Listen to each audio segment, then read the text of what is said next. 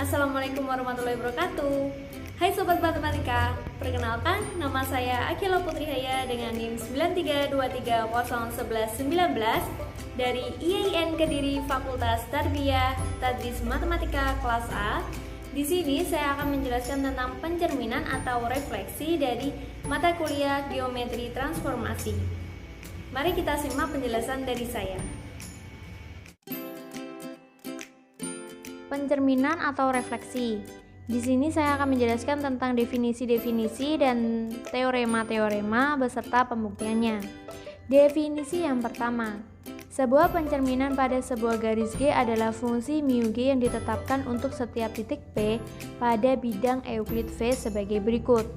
Yang pertama adalah jika P elemen G, maka mu GP sama dengan P pada gambar 2.11 bagian A, yang dimana P merupakan mu GP. Yang kedua adalah jika P bukan elemen G, maka mu GP sama dengan Chi, sehingga G merupakan sumbu dari ruas garis PQ. Kita bisa lihat pada gambar 2.11 bagian B. Kemudian misalkan kita diberi 3 titik, yaitu A, B, dan C serta garis G. Pada gambar 2.12 kita lukiskan adalah yang pertama adalah titik A aksen, sehingga A aksen adalah mu GA. Yang kedua titik B aksen, sehingga B aksen adalah mu GB. Dan yang ketiga adalah titik C aksen, sehingga C aksen adalah mu GC. Dari gambar 2.12 kita juga bisa melihat bahwa A bukan elemen dari G, B elemen dari G, dan C juga bukan elemen dari G. Jadi yang elemen dari G adalah titik B. Maka kemungkinan-kemungkinan yang terjadi adalah yang pertama, karena A aksen bukan mu GA dan A bukan elemen dari G, maka G merupakan sumbu dari ruas garis A aksen A. Artinya apa? Artinya adalah A aksen terletak pada garis R yang melalui A dan tegak lurus terhadap G. Apabila suatu himpunan N sama dengan L gabungan G, maka AN sama dengan NA aksen. Dan A dengan A aksen terletak pada sisi yang berbeda oleh G. Dan yang kedua, karena B aksen merupakan mu GB dan B elemen G, maka B aksen adalah B. Dan yang ketiga adalah karena C aksen merupakan mu GC dan C bukan elemen G, maka G merupakan sumbu dari ruas garis CC aksen. Akibatnya apa? Akibatnya adalah C aksen terletak pada garis M yang melalui C dan tegak lurus G. Sehingga jika suatu himpunan M adalah M gabungan G, maka CM adalah MC aksen. Dan C dengan C aksen terletak pada sisi yang berbeda oleh G. Kemudian kita akan menggambarkan atau melukiskan. Berikut adalah langkah-langkahnya. Yang pertama, buat garis L yang melalui A tegak lurus G. Kemudian cari suatu himpunan N, yaitu gabungan L gabungan G. Kemudian buatlah ruas garis NA aksen kongruen dengan ruas garis AN, sehingga ruas garis NA aksen elemen dari L. Dan A aksen dengan A terletak pada sisi yang berbeda oleh G. Yang kedua adalah jelas B aksen itu adalah pencerminan dari B itu sendiri. Yang ketiga, buat garis M melalui C tegak lurus G. Kemudian langkah selanjutnya cari suatu himpunan M, yaitu M gabungan G. Buatlah ruas garis MC aksen kongruen dengan CM, sehingga MC aksen ruas garis MC aksen subset dengan M dan C aksen dengan C terletak pada sisi yang berbeda oleh G. Gambarnya dapat kita lihat pada gambar 2.13. Kita pembahasan yang selanjutnya adalah pencerminan sebagai suatu isometri. Pada teorema 2.4 dikatakan bahwa setiap pencerminan pada garis merupakan suatu isometri lawan.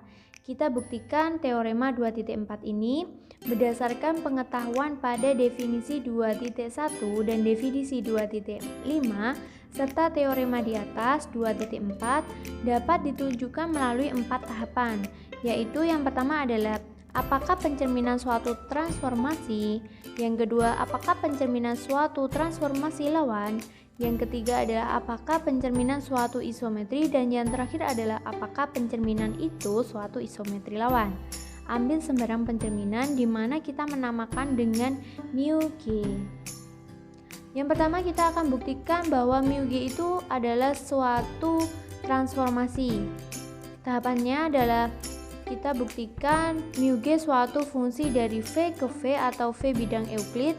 Berdasarkan definisi 2.6 dijelaskan bahwa domain dari mu G adalah V, di mana daerah hasil dari mu G juga pada V, sebab apabila kita mengambil X di mana elemen V, X elemen G atau X bukan elemen G.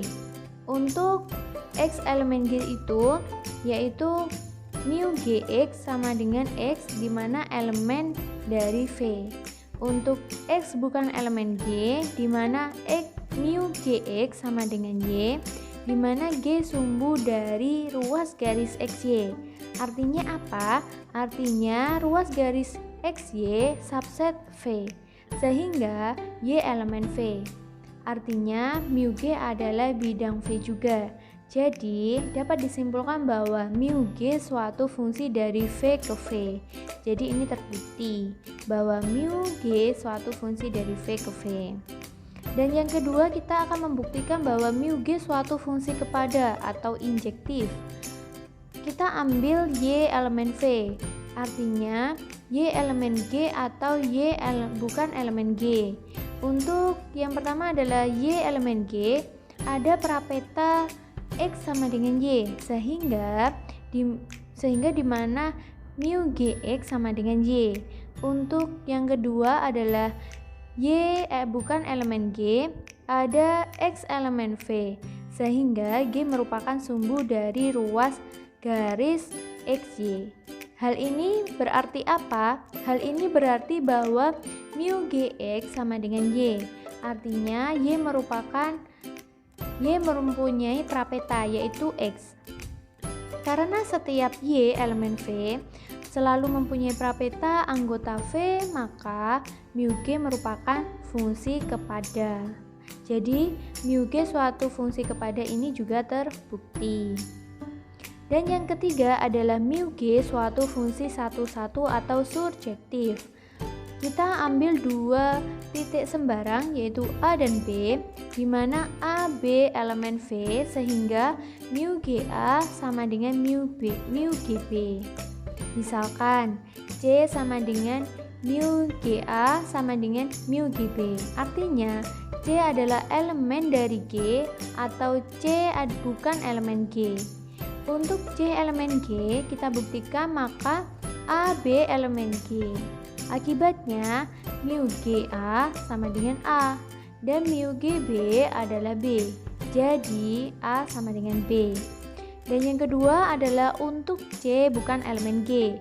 G sumbu dari AC dan BC. Akibatnya apa? Akibatnya A sama dengan B untuk setiap pasangan AB elemen V.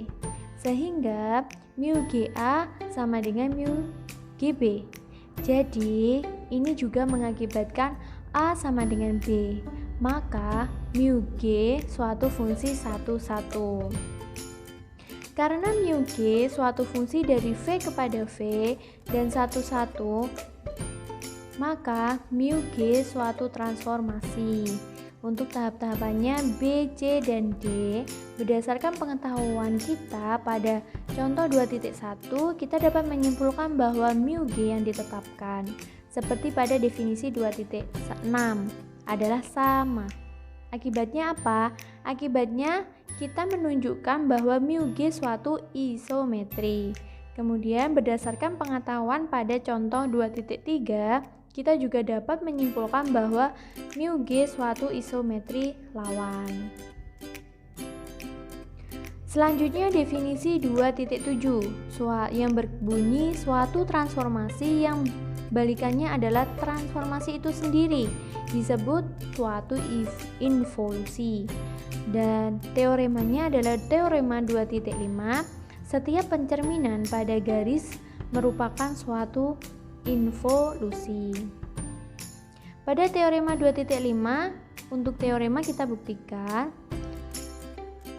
ambil pencerminan pada garis di mana kita menamakan dengan mu G, ditunjukkan bahwa inverse-nya adalah mu G inverse adalah mu G. Ambil X sembarang titik pada V, ada dua kemungkinan. Yang pertama adalah di mana X merupakan elemen dari G atau X bukan elemen dari G. Untuk yang pertama adalah X elemen G, maka mu G kita komposisikan dengan mu Gx, menghasilkan X, dan X itu adalah epsilon dari X. Dan yang kedua adalah kita buktikan juga untuk X bukan elemen G. Misalkan mu Gx sama dengan Y, akibatnya G merupakan sumbu dari ruas garis XY.